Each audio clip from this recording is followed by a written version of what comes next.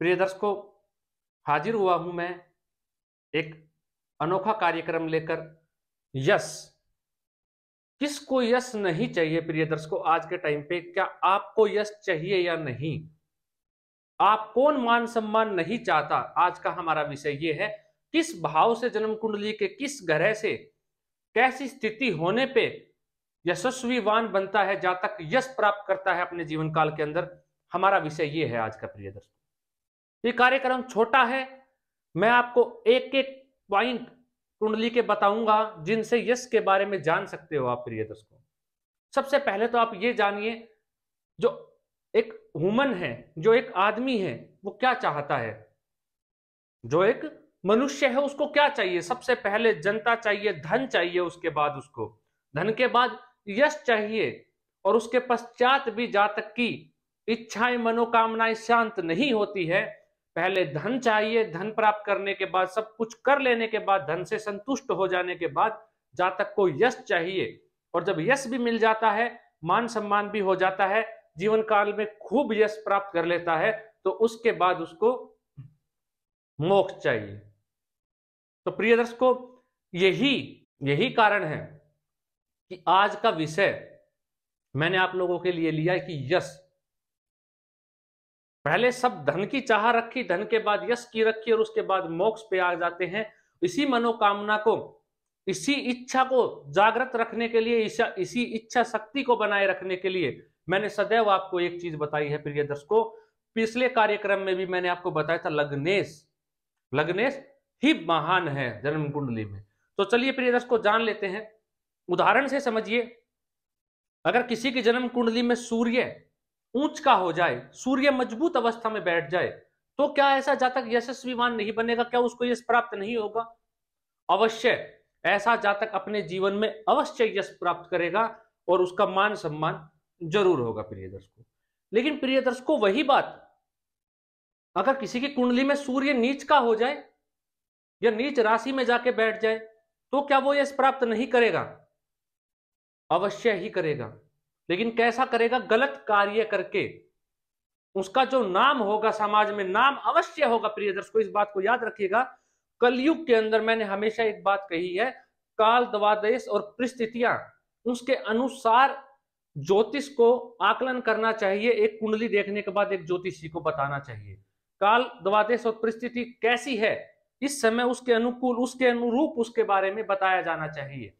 तो कलयुग के अंदर नीच ग्रह को बेहद महत्वपूर्ण माना गया है, क्योंकि ये भौतिक सुखों के लिए जाना जाता है, ना कि धार्मिक चीजों के लिए। जो ग्रह नीच का हो जाता है वो भौतिक सुख देता ही देता है। प्रिय दर्शकों, तो काफी सूत्र भी हैं जो आप जान जाओगे इस वीडियो के माध्यम से, इस कार्यक्रम के माध्यम से। तो सूर्य ग्रह नीच का है तो ऐसा जातक मान सम्मान जरूर होगा। ऐसे जातक का, चाहे वो गलत कार्य से हो।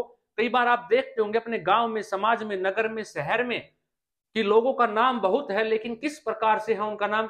वो तो गलत कार्य करता है, शराब का कार्य करता है, तस्करी करता है, गुंडागर्दी करता है, आवारागर्दी करता है, लेकिन नाम फिर भी है। प्रिय दर्शकों, वो किसके कारण है? सूर्य के नीच हो जाने के कारण।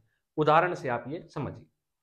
अगला, यश कहां से देखा जाता है? यश जन्म कुंडली का चतुर्थ भाव से देखा जाता है, फोर्थ हाउस से देखा जाता है। क्यों? क्योंकि वो जनता का भाव है। अगर चौथा भाव आपका बलवान है जन्म कुंडली में, तो यश आपको आपके जीवन काल में अवश्य आपको प्राप्त होगा। प्रिय दोस्तों, अगर 10वां घर आपकी जन्म कुंडली में मजबूत है, तो यश आपको जरूर प्राप्त होगा। 10वां घर किसका है? शासन का है, प्रशासन का है। शासन प्रशासन समाज का है।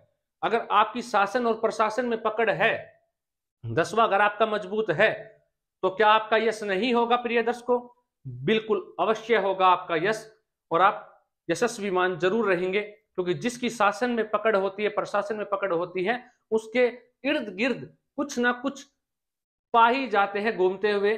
2-4 व्यक्ति तो अवश्य उसके साथ दोस्ती बढ़ाते हैं, और उसके चलते ऐसा जातक का यश अवश्य बढ़ता है। प्रिय दर्शकों, अब प्रिय दर्शकों, ये कुछ बातें तो हमने जानी कि किन भाव से यश जाना जाता है, लेकिन चतुर्थेश मजबूत होना चाहिए। अब तक आपने जाना कि चौथे भाव अगर मजबूत है तो यश प्राप्त करेंगे, 10वां भाव मजबूत है तो यश प्राप्त करेंगे आप। सूर्य मजबूत है, उच्च राशि का है, तो भी आप यशस्वीवान बनेंगे। लेकिन प्रिय दर्शकों, कहीं ना कहीं मैंने आपको एक बात बताई, अगर आपका लगन और लग्नेश कमजोर है, लगन और लग्नेश कमजोर है, तो ये चीज कम हो जाएगी, आप इसका प्रभाव नहीं ले पाएंगे। इसको हम उदाहरण से समझेंगे, आप पूरी वीडियो में सुनते चलिएगा। जो मैं आपको बता रहा हूं, आपकी एक एक चीजें आप जान जाओगे, समझ जाओगे कि कैसे देखते हैं। तो प्रिय दर्शकों, अगर लगन और लग्नेश कमजोर हो जाएगा तो कहीं ना कहीं उसकी महत्वाकांक्षा, उसकी चाहत में कमी आ जाएगी, और लगन ही सर्वप्रिय है। अगर लग्नेश और लगन कमजोर हो जाता है, चाहे कितने ही बड़े दुर्योग हो, चाहे कितने ही बड़े राजयोग हो, उनमें कमी आ जाती है, वो अपना सर्वश्रेष्ठ रिजल्ट नहीं दे पाते राजयोग। तो लगन और लग्नेश अगर मजबूत है तो भी ऐसा जातक, चाहे ये ग्रह पीड़ित हो, ये भाव पीड़ित हो, लेकिन लग्नेश और लगन मजबूत है, तो ऐसा जातक यशस्वीमान अवश्य बनेगा प्रिय दर्शकों। अब चौथा भाव कैसे कमजोर होगा, 10वां भाव कैसे कमजोर होगा? पाप कर्तरी योग में आ जाए चतुर्थ भाव, पाप ग्रह की दृष्टि हो जाए, तो चौथा भाव कमजोर हो जाएगा। चौथा भाव का जो पति है, जो स्वामी है, चतुर्थेश है, वो कमजोर अवस्था में चला जाए तो भी चौथा भाव कमजोर हो जाएगा प्रिय दर्शकों। लेकिन वहीं चंद्रमा मजबूत हो, क्योंकि चंद्रमा को दिग्बल प्राप्त होता है फोर्थ हाउस में, और चौथे भाव का काल पुरुष के हिसाब से जो 4 नंबर राशि बनती है वो चंद्रमा की बनती है। चंद्रमा मजबूत हो जाए, चौथे भाव का कारक भी होता है चंद्रमा, चंद्रमा मजबूत अवस्था में है, तो क्या चौथे भाव के पीड़ित होने से, चंद्रमा के मजबूत हो जाने से क्या जातक यशस्वीमान नहीं होगा? नहीं, बिल्कुल ऐसा जातक यश अपने जीवन में प्राप्त करेगा। कुंडली में शुक्र मजबूत हो जाए तो भी ऐसा जातक अपने जीवन काल के अंदर यश जरूर प्राप्त करेगा, यशस्वीवान जरूर होगा प्रिय दर्शक, क्योंकि चौथे भाव में शुक्र को भी कारक मिलता है और दिग्बली हो जाता है। अब प्रिय दर्शकों, ये सारे भाव पीड़ित हो जाए, चंद्रमा भी पीड़ित हो और शुक्र भी पीड़ित हो जाए, चौथा भाव भी पीड़ित हो जाए, क्या आपको यश नहीं मिलेगा? उसके लिए आप देखिए कि आपका भाग्य भाव का मालिक और भाग्य भाव मजबूत है या नहीं है। अगर वो मजबूत है तो भी आपको यश अवश्य मिलेगा प्रिय दर्शकों, आप अपने जीवन काल में यश प्राप्त अवश्य कर पाएंगे। अगर आपका भाग्य भाव का स्वामी और नौवा घर मजबूत है तो यश जरूर मिलेगा, कोई रोक ही नहीं सकता आपको यश मिलने से। अब गुरु ग्रह कहीं मजबूत अवस्था में है आपकी जन्म कुंडली में, गुरु ग्रह जो है वो मजबूत अवस्था में है आपकी जन्म कुंडली में, तो भी आपको यश अवश्य मिलेगा, क्योंकि गुरु ग्रह ऊंचाई का कारक है, ऊंचाई पे लेके जाता है। अगर गुरु ग्रह के मजबूत भी है आपकी जन्म कुंडली में, कहीं पाप ग्रह से दृष्ट नहीं है, पाप कर्तरी के मध्यत्व में नहीं फंसे हुए हैं गुरु कुंडली के अंदर और मजबूत अवस्था में बैठे हुए हैं, और जो आपके भाग्य स्वयं गुरु बनते हैं, या गुरु भाग्य से पंचम नवम या केंद्र का संबंध बनाए हुए हैं, गुरु और पाप ग्रह इत्यादि से दृष्ट नहीं है, तो भी आपको जरूर यश प्राप्त होगा आपके जीवन काल में, आप यशस्वीवान जरूर बनेंगे प्रिय दर्शकों, जीवन में खूब ऊंचाई, मान सम्मान अवश्य प्राप्त करेंगे। अब प्रिय दर्शकों, हमने ये सब कुछ तो जाना कि किन किन भावों से किन किन बातों का विचार किया जाता है यशस्वीवान बनने के लिए। क्या हम यश प्राप्त कर पाएंगे? नहीं कर पाएंगे। मैंने आपको बहुत सी चीजें बताई, आप जन्म कुंडली में देखिए कि आपका सूर्य मजबूत है या नहीं है, आपका चौथा भाव मजबूत है या नहीं, चंद्रमा मजबूत है या नहीं, चतुर्थेश मजबूत है या नहीं, शुक्र बलशाली है या नहीं है, भाग्येश बलशाली है या नहीं है, लगनपति मजबूत है या नहीं है, गुरु ग्रह मजबूत है या नहीं है। इन सब बातों में से कोई ना कोई बात तो आपके कुंडली में अवश्य लागू मिलेगी आपको प्रिय दर्शकों। अगर इनमें से बहुत सारे पॉइंट आपकी कुंडली में मिलते हैं तो उतना ही बड़ा आपका मान सम्मान ओहदा बढ़ता चला जाता है प्रिय दर्शकों, और जितनी बातें कम होती चली जाएंगी इन योगों में जो मैंने आपको बताए हैं, इन भावों के अनुसार जितनी चीजें कम हो जाएंगी उतना ही आपके यश में भी प्रभाव आ जाएगा प्रिय दर्शकों। क्या प्रिय दर्शकों, आपने एक चीज देखी, अगर उन पे पाप ग्रह की दृष्टि हो जाए, वो जो मैंने आपको बताए हैं, मान लेते हैं चौथे भाव में पाप ग्रह की दृष्टि पड़ जाए, क्या वो दिक्कत करेगा? अवश्य प्रिय दर्शकों, अगर ये योग जो मैंने आपको बताए इनमें कहीं से पाप ग्रह की दृष्टि पड़ जाती है तो जरूर आपने देखा होगा इंसान का कई बार मान सम्मान किसी व्यक्ति का उसके जीवन काल में बढ़ता और घटता रहता है। आपने पाया होगा किसी समय एक व्यक्ति पीक पे था, उसका बहुत ज्यादा मान सम्मान था, उसके जीवन काल में बहुत ज्यादा उसकी इज्जत थी, समाज में वो पूजनीय योग्य था, लेकिन एक टाइम पे उसकी इज्जत में, उसके यश में कमी आ गई। किस कारण आ गई प्रिय दर्शकों? उसके पीछे जो पाप ग्रह की दृष्टि है वही कारण बनती है, जिसके चलते उसके यश में भी कमी आ जाती है। अब प्रिय दर्शकों, अगर कुंडली के अंदर शनि भाग्य भाव में बैठे हुए हैं, दसम भाव में स्वयं की राशि में बैठे हुए हैं, तो क्या उसके जीवन काल में कमी डालेगा शनि? नहीं प्रिय दर्शकों, उस समय शनि पाप ग्रह नहीं है, वो भाग्येश है प्रिय दर्शकों। वो भाग्येश बन के नवम में बैठा हुआ है और उस कुंडली में वो कारक है, ना कि अकारक है। और कहीं गुरु भी मजबूत हुए तो कुंडली में उसकी जो दृष्टियां हैं शनि की इतनी खराब नहीं जाएगी प्रिय दर्शकों। शनि की दृष्टि रिश्तों के लिए महत्वपूर्ण होती है। अगर उसकी पराक्रम पे दृष्टि पड़ेगी तो पराक्रमी बनाएगा आपको और आपके जीवन काल में यशस्वीवान आपको जरूर बना के रख देगा शनि। तो आपको यह भी देखना कि किस लगन में कौन सा ग्रह कारक है और अकारक है, उसके अनुसार उसके पाप प्रभाव में आप कमी या घटत या बढ़त पाएंगे। तो आपको यह चीज अवश्य ध्यान रखनी है प्रिय दर्शकों। कई बार मान लेते हैं जन्म कुंडली में जो भी चीजें मैंने आपको बताई, लग्नेश भी कमजोर है और सारे ग्रह भी, सूर्य भी नीच का है, गुरु भी मजबूत अवस्था में नहीं, चतुर्थ भाव भी पीड़ित है, दसम भी पीड़ित है कुंडली के अंदर, क्या उसका फिर भी मान सम्मान नहीं होता? होता है प्रिय दर्शकों। कई बार आपने देखा होगा उसके पिताजी का मान सम्मान उसके काफी मात्रा में पाया जाता है।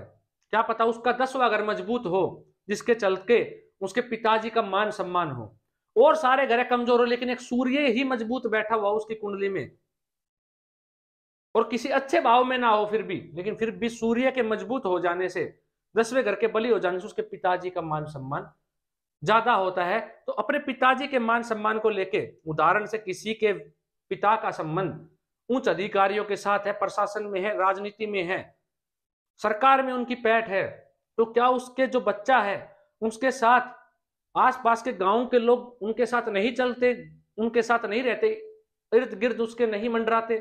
जरूर आपको ये चीज देखने को मिल जाएगी। तो कई बार इज्जत जो होती है वो पिता से, दादा से भी प्राप्त की जाती है, वहां से भी देखा जाता है कि कहां से मिलेगी। तो इसमें पंचम भाव का भी रोल आ जाता है प्रिय दर्शकों, और छठे घर का भी रोल आ जाता है। अगर ये मजबूत है उसकी जातक की कुंडली में तो भी वो मान सम्मान प्राप्त करेगा अपने पिता के द्वारा, अपने दादा के द्वारा, उनसे उनका मान सम्मान में वृद्धि अवश्य आपको देखने को मिलेगी प्रिय दर्शकों। तो प्रिय दर्शकों, ये कुछ सूत्र थे जो आपको यशस्वीवान बनाते हैं। देखिए आपकी जन्म कुंडली के अंदर शुक्र मजबूत है तो भी यश मिलेगा, चंद्रमा बली अवस्था में बैठे हुए मजबूत अवस्था में तो भी आप यशस्वीवान होंगे, चौथा भाव मजबूत है, 10वां घर मजबूत है तो भी यश मिलेगा, सूर्य मजबूत है तो भी यश मिलेगा आपको, आपका भाग्य मजबूत अवस्था में बैठा हुआ है या गुरु मजबूत अवस्था में बैठा हुआ है, यश आपको जरूर प्राप्त करेंगे आप प्रिय दर्शकों आपके जीवन काल में। लेकिन अगर कहीं लग्नेश कमजोर हो जाए, ये सारे ग्रह मजबूत हो जाए, लग्नेश कमजोर हो जाए, तो प्रिय दर्शकों कहीं ना कहीं आपकी चाहत, आपकी महत्वाकांक्षा में कमी आ जाएगी, जिसके चलते आपके साथ ये घटना भी घटित होगी कि यश आपका कम रहेगा चाहत ना होने के कारण। मैंने आपको काफी बार बताया कि लगन ही सर्वप्रिय है कुंडली के अंदर, लगन और लग्नेश। अगर लगन और लग्नेश मजबूत है तो वो कुंडली अपने आप में मजबूत है प्रिय दर्शकों। उदाहरण से समझिए, अगर आपका लग्नेश 10वें भाव में जाके बैठ जाए, आपका लग्नेश 10वें भाव में जाके बैठ जाए तो आपका क्या मान सम्मान नहीं होगा? मैं कहता हूं कोई योग हो या ना हो आपकी जन्म कुंडली में, अगर लग्नेश 10वें भाव में जाके बैठ गया तो ऐसा जातक का अपने आप यश बढ़ता है, बढ़ता ही चला जाता है, एक समय तक उसका यश बढ़ता ही रहता है, कभी कम होने का नाम ही नहीं लेता है प्रिय दर्शकों। आजमा के देख सकते हैं आप ये चीज, ये मेरा आजमाया हुआ है। अगर लग्नेश जाके जन्म कुंडली के 10वें भाव में बैठ जाए तो ये महान महान ऐसे जातक को यशस्वीवान बना देता है और ऐसे जातक का यश बढ़ता ही रहता है, कम नहीं होता है, लेकिन वो बली अवस्था में हो, मृत ना हो प्रिय दर्शकों, किसी पाप ग्रह इत्यादि से दृष्ट ना हो। जिस भाव राशि में वो बैठा उसका भावपति मजबूत अवस्था में हो, तो कोई भी योग देखने की जरूरत ही नहीं है आपको आपकी जन्म कुंडली में। सिर्फ मात्र एक ये लग्नेश आपको उस ऊंचाई तक पहुंचा सकता है जो आप ख्वाब देखते हैं। प्रिय दर्शकों, ये था आज का हमारा विषय, यश। हर किसी को चाहिए यश। एक पश्चात एक टाइम के बाद, धन कमाने के बाद व्यक्ति सिर्फ और सिर्फ किसकी चाह रखता है? यश की रखता है। जब उसको भरपूर मात्रा में यश मिल जाता है, समाज से सब कुछ वर्जित कर लेता है, उसके पश्चात वो मोक्ष की ओर बढ़ता है प्रिय दर्शकों। तो मैं उसके ऊपर भी आपके लिए कार्यक्रम लेके आ रहा हूं कि मोक्ष, कौन मोक्ष प्राप्त करता है, किस जातक को मोक्ष प्राप्त होता है, और उसके लिए किस ग्रह को, किस भाव को देखना चाहिए। तो प्रिय दर्शकों, आज के लिए इतना ही। अगर आपका कोई सवाल है तो कमेंट बॉक्स के माध्यम से आप सवाल पूछ सकते हैं, उसका जवाब आपको अवश्य मिलेगा। अगर आप कोई कार्यक्रम पसंद आ रहा है तो अपना कर्तव्य का आप निर्वहन कर सकते हैं, इस चैनल को सब्सक्राइब करके, वीडियो को लाइक करके और वीडियो को शेयर करके। चलिए प्रिय दर्शकों, इजाजत दीजिए मुझे आज के लिए, बस इतना ही। मिलता हूं ऐसा ही अनोखा अद्भुत कार्यक्रम लेकर आप लोगों के लिए। नमस्कार।